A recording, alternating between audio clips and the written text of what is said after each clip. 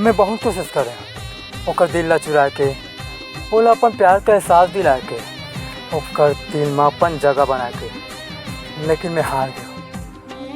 काबर कि मैं हद से पार कर दे, खुद से ज्यादा होकर में दिल लगा के। जो हाथर से जिंदगी भर तोर सुधमा संगवारी, गुट गुट के जिए के खातिर होगे मोर लाचारी। जो हाथर से अपन मेहनत के पैसा ला छोड़ के जात हो, विधायक ला बोल देवे अपन बहनी के दहेज में जोड़ ली। रिक्शा वाले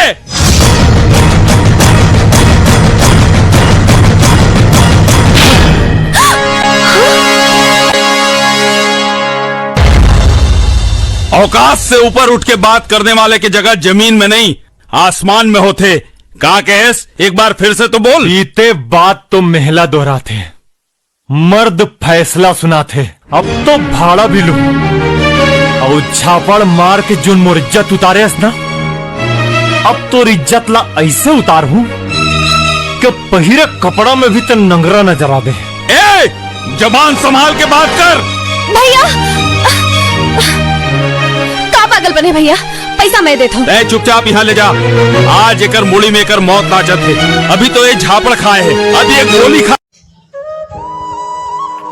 कब आई अच्छी सरकार और कब खत्म हो ही भ्रष्टाचार। जनता करे क्या कर मेरे सरकार, जनता करे इश्क मत रिस्क होते। देश्क कर ले, मैं रिस्क लेवर तैयार हूं।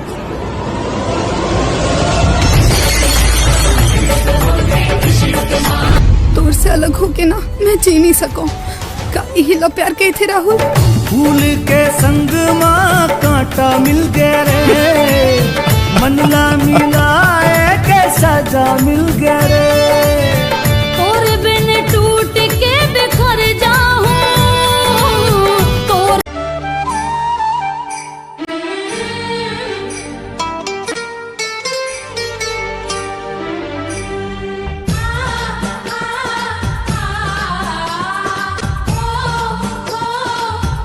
तोला क्या लगता है ते दुनिया की सबसे खूबसूरत लड़कियां आसमान से उतरे कोई अप्सराज?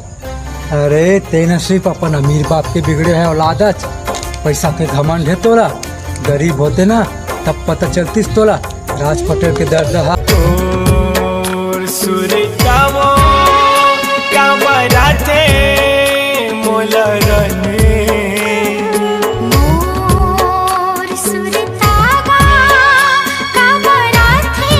कैसे गीत बनाऊं पहले आवत रहूं मिले बर, अब कैसे चले आऊं ना।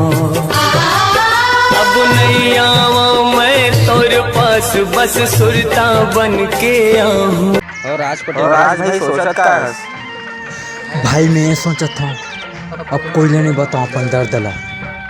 जब दर्द मोला सही ना खुद ला है तब फालतू तमाशा काबर करो।